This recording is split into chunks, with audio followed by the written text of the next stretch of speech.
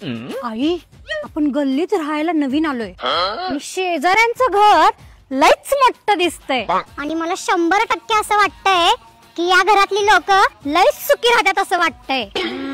मी शेजारी राहायला असताना ह्या घरातली सुखी आणि आनंदी कशी राहतात ती मी बघतोच। चालतो ह्या घरची सून दिसतेस तू। होय होय, या घरची सून आहे मी। मग तुमचं माहेर कुठलं? सांगली। सांगली? माझं माहेर सांगलीच आहे। अहो मग तर तुम्ही आमच्या गावचंच की। अहो तुम्ही आमच्या गावचं आहे म्हणून सांगते। या घरची सासू आहे की नाही लय डेंजर आहे, लय तिरसट आहे। जी गाव हलेस म्हणून तुला सांगते जरा जपून राहा।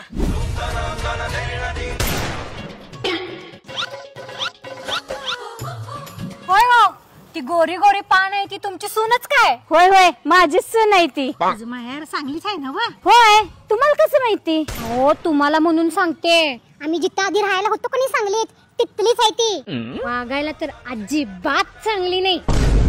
अहो गल्लीत कुणाला सुद्धा सोडत नव्हती, सर सकट आई वडिलांना सुद्धा उलट बोलत होती। तुम्ही आमचं शेजारी आहे म्हणून तुम्हाला सांगितलं।